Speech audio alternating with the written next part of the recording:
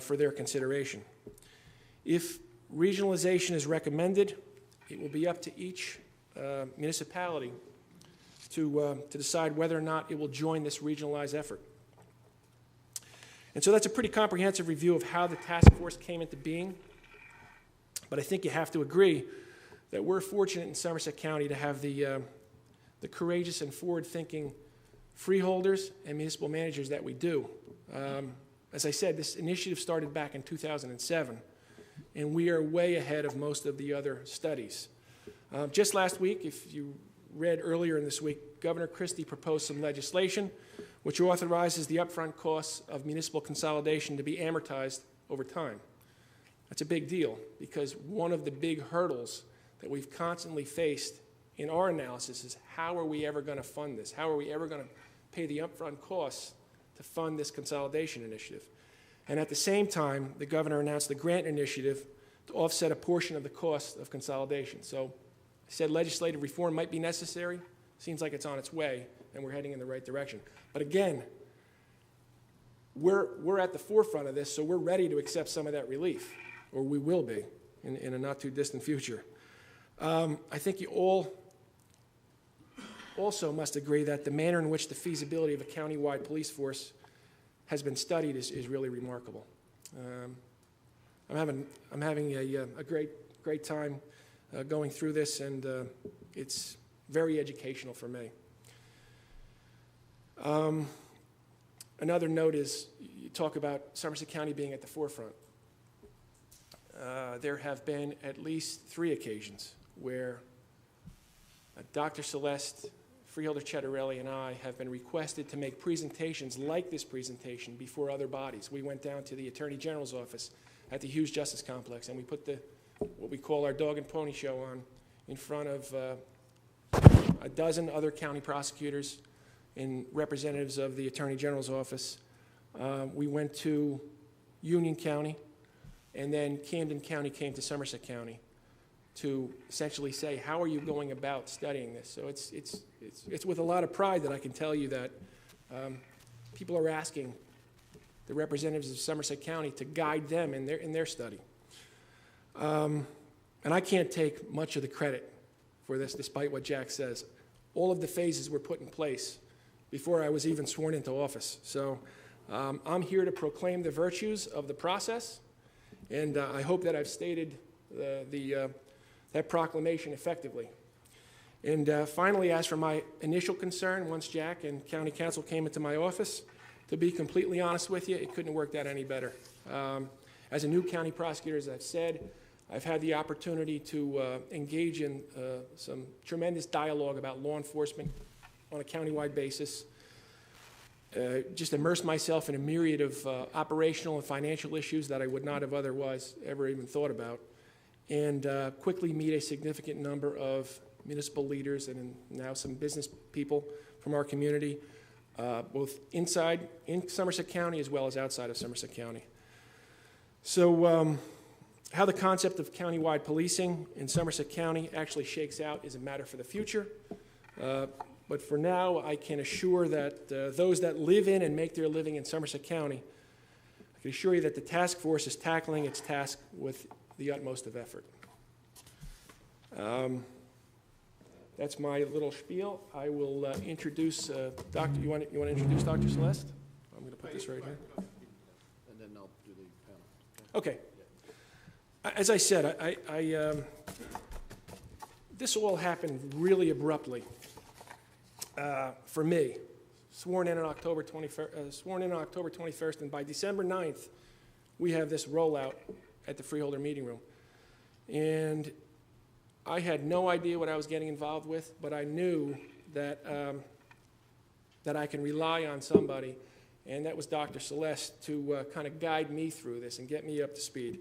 Now, if you don't know Dr. Celeste, he's currently the director at the Somerset County Police Academy, and he's got a stellar background. Let me get into that.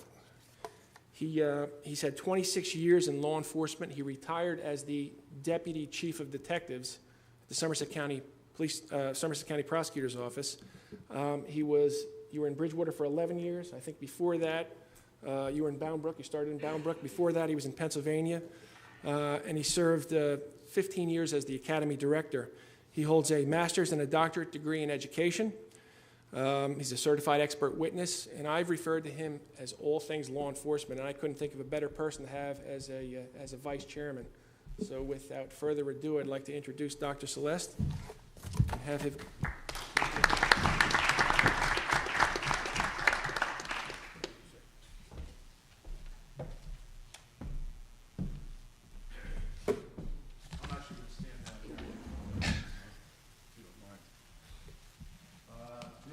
The only slide I take umbrage with, and I'm sure my law enforcement partners here, the prosecutor showed a picture before of a police officer, and it appeared to have a donut in his hand. That's actually a brain muffin, I know it had a hole. The prosecutor had asked me today, because it was such a comprehensive overview between Freeholder Chitterelli and Prosecutor Soriano, but he had asked me today to provide some observations that I've made since this initiative started, which would be a little different perspective relative to what's going on. So I'll actually go back to the rollout meeting when we had the 72 members in the room and said, all right, this is what we're going to, this is what you are going to look at and research. And we gave everybody a binder, and we had our mission statement in there, we had a member pledge in there, we had all the tools they needed, different templates on how to get the dialogue going. We had a variety of articles in the manual that were both pro and con, because remember, we're not, the research is being done by the 6 committee members that you're going to hear today. The prosecutor and I are just recipients of that information, whatever it's going to be, and we're going to synthesize the report. But one important thing is that we are going to include each report in its entirety, because we don't want to certainly give the appearance that there's any type of spin going on, that, you know, quite often we gather reports and then we polish them up a different way, and we didn't want that to happen. Transparency really is the key issue. It's really where other areas have failed. The Camden County Initiative has run into some problems, and we've talked to the chiefs down there. I personally talked to them, and there's a lack of transparency, and there's nothing worse than that. So on that evening, I spoke with the group, and I said, look, everybody's going to be looking at all 72 of you. They're going to be looking at Somerset County. So let's do this right. Let's look at it, research it. We all have opinions maybe about this, just like everybody in this room right now has an opinion of whether or not this is going to be successful or not, or whether it's feasible. But the Banker report is not a conclusion. It is a series of hypotheses. So almost like a research paper, the committees are going to take it apart and take a look at it. I'm often reminded by, an opinion that is not researched and not tested is simply an unproven opinion. So several years ago here at the Academy, we looked into the initiative of, or the hypothesis of, I know it's a little off, but I'll tell you how I'm tying this in. We looked at high-speed pursuit driving, and we wanted to determine if officers are affected by the lights and sirens of a police car as they go through a course. And half of the staff said, absolutely. Their belief was that as they put the lights and siren on and they go through a driving course, and we set up 500 traffic cones down at the former Bellmead Depot, and ran experiments week in and week out, during the day, during the evening, lights and siren, no lights and siren. So again, half of the staff said, well, they're definitely, there's going to be a certain stimulus, adrenaline and endorphins are going to be pumped into the bloodstream, and the officers are going to become acutely aware of their surroundings and drive better. The other half of the group said, no way. What's going to happen is they get too excited, and they're going to be knocking cones over left and right. We all had our opinions about these different things. But it wasn't until we tested the theory, we researched it, that it bore out the following. We were both right. And initially, and it's supported by all the literature, initially, your senses are at a higher sense. Your acuity is much greater. But guess what? After a very short period of time, it diminishes quickly. So we did not know that. We can't translate that to the classroom and to our officers unless we researched it. So we talked about researching, what's going on. My observations as we went from committee to committee, and we spent a lot of time with the different committees, and the number one observation is a true learning experience of how the different teams and the groups so professionally looked at the problem, took the problem apart, addressed different things, peeled back the many layers of the onion, so to speak, and tried to come to conclusions. And as you know, once you look into something deeply, there's a lot of spin-off issues, and that's why it turns into a monumental task.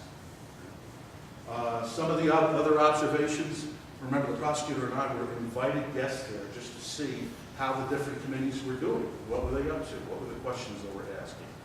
There was no acrimony in that room, just a group of professionals with a common problem and a common problem-solving methodology. Extremely refreshing to see that.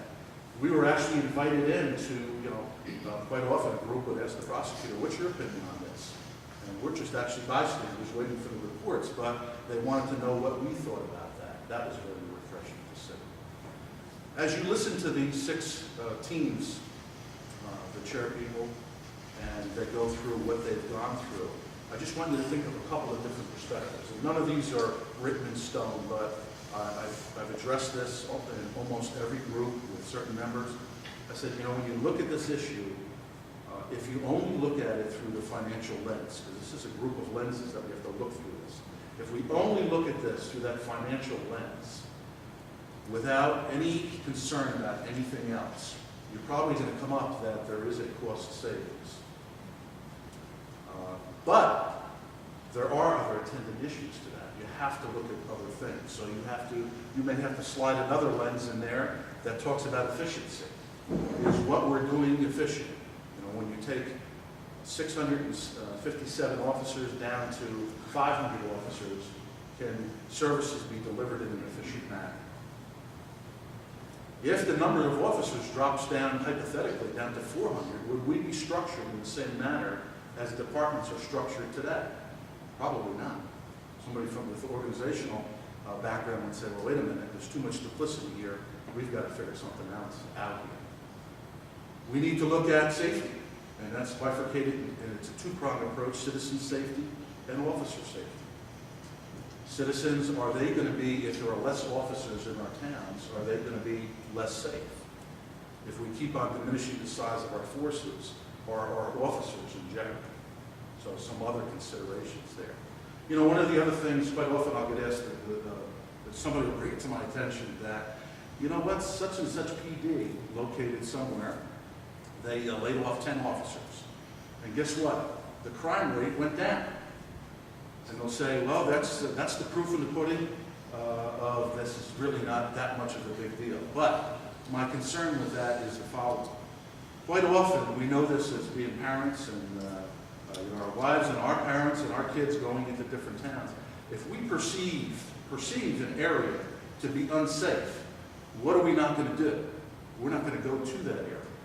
And if people don't go to that area anymore, what happens? There are less people to be victimized. So the truth is that sometimes the crime rate can go down, but is that a quality of life issue? Well, it certainly is. We've changed the way that we live our lives, correct?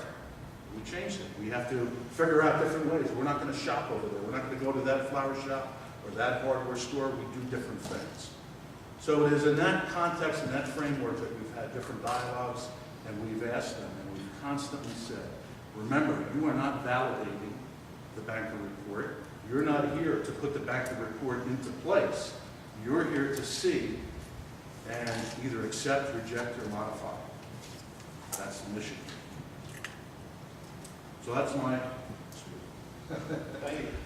Did you want to? I'll go ahead and. You want to do the introduction? Sure. The first team member up is Donato Neiman, the business the township administrator of Montgomery Township. And every meeting that I've had, Donato doesn't know this, but I think the prosecutor would say the same thing. Every meeting that I've been in with him, I always leave with a nugget of knowledge that I didn't have before. And that also is really refreshing. We're adults, we don't like our time wasted, and I enjoy his company and his forward thinking. So,